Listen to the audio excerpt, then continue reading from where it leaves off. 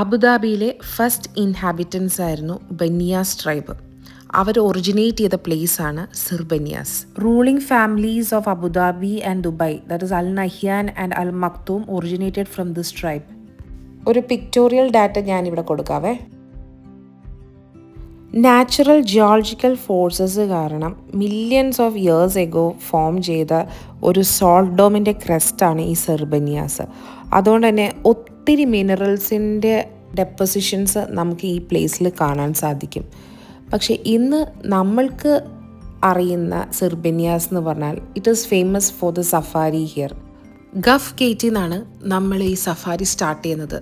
And as you may be knowing, this is the national tree of UAE. 2008 ഇത് national tree ആയിട്ട് declare ചെയ്തിട്ടുണ്ട്. ഇവിടെ മൊത്തം ഗഫ് trees ആണ്. അതിൻ്റെ ഇടയിൽ ഒത്തിരി ആനിമൽസും. ഈ ബ്ലാക്ക് ബക്കിനെ നിങ്ങൾക്കറിയാം, പണ്ട് സൽമാൻ ഖാൻ പിടിച്ച പുലിവാലില്ലേ, അതിലെ താരം. ഇന്ത്യയിലും നേപ്പാളിലും കാണുന്ന ഒരു ആന്റിലോപ്പ് സ്പീഷീസ്. കൊമ്പ് കോർക്കാന്ന് കേട്ടിട്ടല്ലേ ഉള്ളൂ, ഞങ്ങളത് നേരിട്ട് കണ്ടു കേട്ടാ. 87 സ്ക്വയർ കിലോമീറ്റേഴ്സ് ആണ് ഈ ഐലൻഡിൻ്റെ വിസ്തൃതി. ഇതിൽ പകുതിയും വൈൽഡ് ലൈഫ് പാർക്കിന് വേണ്ടിയിട്ട് കൊടുത്തിരിക്കുകയാണ്. To provide environment for wild animals to freely roam while the island remains open for visitors. ഈ മന്ദം നടന്നു പോകുന്നവരാണ് ഉഗാണ്ടയുടെ നാഷണൽ ബേർഡായിട്ടുള്ള ഗ്രേ ക്രൗൺഡ് ക്രെയിൻ. നല്ല ഭംഗിയാണ് കേട്ടോ അവരെ നേരിട്ട് കാണാൻ. ആ കിരീടം എടുത്തു പറയേണ്ട ഒരു പ്രത്യേകത തന്നെ. ഇവിടെ പിന്നെ സുലഭമായി കാണാൻ പറ്റുന്ന ഒരു കൂട്ടമാണ് മയിൽ. ഒത്തിരി പീലി വിടർത്തി ആടുന്ന മയിലുകളെ കണ്ടു, കലമാനിനെ കണ്ടു.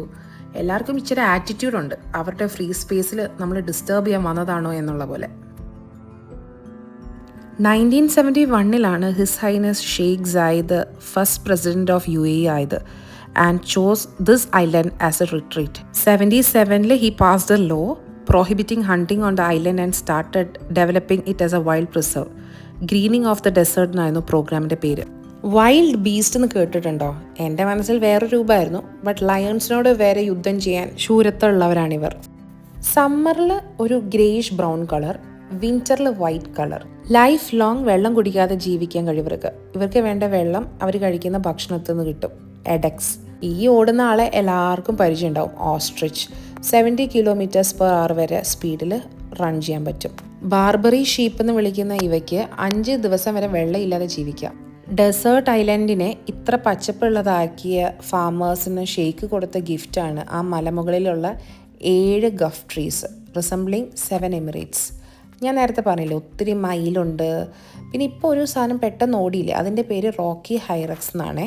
ഒരു വൈൽഡ് റാബിറ്റ് പോലെ.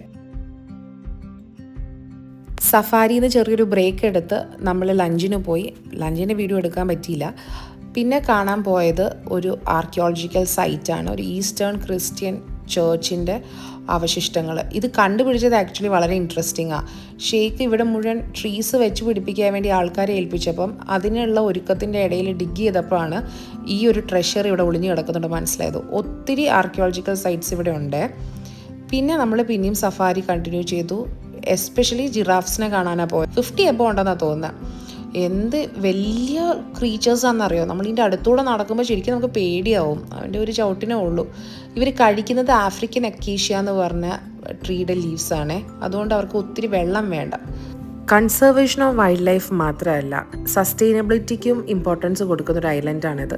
2004 ആദ്യത്തെ വിൻഡ് ടർബൈൻ ഇവിടെ ഇൻസ്റ്റാൾ ചെയ്തു. 2023 UAE വിൻഡ് പ്രോഗ്രാമിനോടനുബന്ധിച്ച് 45 മെഗാവാട്ട് വിൻഡ് ഫാമും ഇവിടെ ഇൻസ്റ്റാൾ ചെയ്തു. മാത്രമല്ല സോളാർ എനർജിയും പവർ സോഴ്സായിട്ട് യൂസ് ചെയ്യുന്നുണ്ട്. ഇനി ബീച്ചിലേക്ക് പോവാണ്. വാട്ടർ സ്പോർട്സ് ഒക്കെ ചെയ്യാം. ഇവിടെ കയാക്കിംഗ് ഉണ്ട്.